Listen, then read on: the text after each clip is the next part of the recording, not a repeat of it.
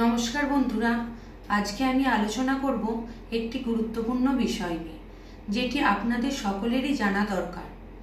বাচ্চাকে পড়াতে বসালেই বাবা মায়েদের মধ্যে বাচ্চাকে নিয়ে অনেক অভিযোগ দেখা যায় যে বাচ্চা পড়াশোনায় মনোযোগ দেয় না, যেটা বলি তার উল্টোটা করে।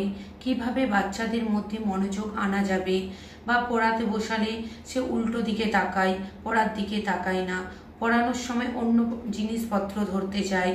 তো বাচ্চাকে লিখতে দিলে বাচ্চা অনেকক্ষণ ধরে লিখে, একদম হাত যেন তার চলেই না। তো এই সব ব্যাপারে বাচ্চাদের কিভাবে মনোযোগ আনবে, বাচ্চাকে একই জিনিস বারবার বললেও বাচ্চা সেটা মনে রাখতে পারে না। এর জন্য দায়ী আমরা বাবা মায়েরাই। কিছু নিয়ম মেনে চললে বাচ্চাদের ক্ষেত্রে এসব আর হবে না। তো চলুন কি কি নিয়ম মেনে চললে বাচ্চাদের ক্ষেত্রে এসব সমস্যা হবে না, সেগুলোই আমি আলোচনা করব।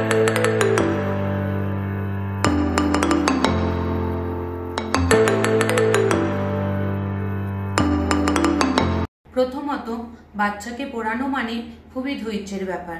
আর এখনকার বাবা মায়েরা একদমই ধৈর্য রাখতে পারে না। বাচ্চাকে পড়ানো মানে অনেকটা সময়ের ব্যাপার। কিছুক্ষণ পড়ানোর পর আর মনোযোগ থাকে না। তখন আমরা কি করি, ফোন নিয়ে ঘাঁটতে থাকি। আর বাচ্চাকে বলি তুমি পড়ো। বাচ্চা কিছুক্ষণ পর পড়ার পর দেখে মা ফোন ঘাঁটছে, সেও তখন তার পড়াশোনার প্রতি আর মনোযোগটা থাকে না, সেও বারবার ফোনটা দেখতে আসে। আর এটাই আমরা সব থেকে বড় ভুল করি। তখন আমরা কি করি, বাচ্চাকে সরিয়ে বসিয়ে দিই যে তুমি পড়ো। বাচ্চাকে বকি, আমরা মারি, এসব করি। কিন্তু বাচ্চার এতে কোনো দোষই থাকে না। এর দোষটা পুরোটাই বাবা মায়ের। কারণ বাচ্চাকে পড়ানোর সময় একদমই ফোন ব্যবহার করা উচিত না। ফোনের প্রতি বাচ্চাদের বেশি মনোযোগ টানে, তাই পড়াশোনার প্রতি তাদের কোনো মনোযোগ আর তখন আসে না।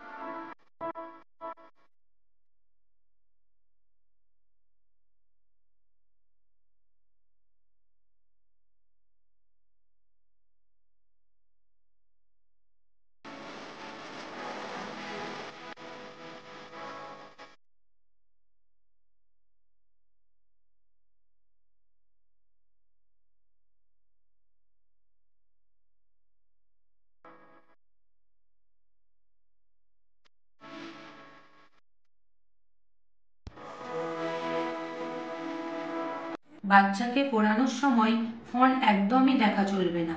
বাচ্চাকে পড়ানোর সময় মাকেও ওই পড়ার ভেতরেই ইনভলভ থাকতে হবে। আর বাচ্চাকে এমনভাবে পড়াতে হবে বাচ্চা যাতে সেটা খেলার ছলে অনুভব করে এবং আনন্দ পায়। তাহলে সে সব কিছুতেই মনোযোগ আকর্ষণ করতে পারবে এবং ভালোভাবে সে পড়াশোনাটা উপলব্ধ করতে পারবে। আর দ্বিতীয় সমস্যা হলো, বাচ্চাকে একটা জিনিস বলে দেওয়ার পরও বাচ্চা যখন সেটা বলতে পারে না, তখন আমরা মায়েরা অধৈর্য হয়ে পড়ি। আর এখনকার দিনে মায়েদের মধ্যে চলে কম্পিটিশন, যে ওর বাচ্চা এত পেয়ে গেল, আমার বাচ্চা কেন পারলো না। এসবের ফলে আমরা এসে কি করি, বাচ্চাদের উপর সেই প্রভাবটা ফেলি যে ও এত নাম্বার পেলো, তুই কেন পেলি না, ও এত কিছু শিখে গেল, তুই কেন পারলি না। এর ফলে বাচ্চার মধ্যে ভীষণ চাপ পড়ে।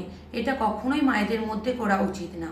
আর বাচ্চার কাছে কখনোই বলা উচিত না যে তোর দ্বারা এটা হবে না, তুই এটা কখনোই পারবি না। বাচ্চাকে এটা বলতে হবে যে চেষ্টা করো, ঠিক হবে। একবার ভুল হলে আবার চেষ্টা করো, ঠিক হবে, এটা বলতে হবে। কিন্তু বাচ্চাদের কাছে কখনোই ওইভাবে বলা উচিত না। এর ফলে তাদের মনের মধ্যে খারাপ প্রভাব ফেলে। তোমার দ্বারা কিচ্ছু হবে না, অয়ন জানো সব শিখে গেছে, অয়ন সব লিখতে পারে, পড়তে পারে, তুমি কিচ্ছু পারবে না।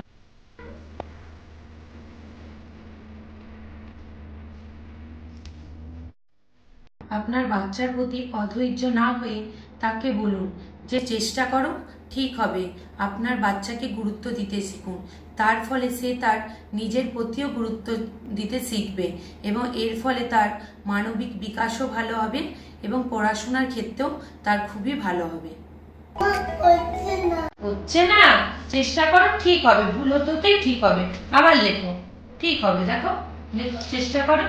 হ্যাঁ, এই তো, ভুল হতেই শিখতে হবে, চেষ্টা করে যেতে হবে। এই তো, গুড বয়, হচ্ছে। এইরকম আরো ইনফরমেটিভ ভিডিও পেতে চাইলে অবশ্যই চ্যানেলটি সাবস্ক্রাইব করবেন আর ভিডিওটি কেমন লাগলো সেটা কমেন্টে জানিও।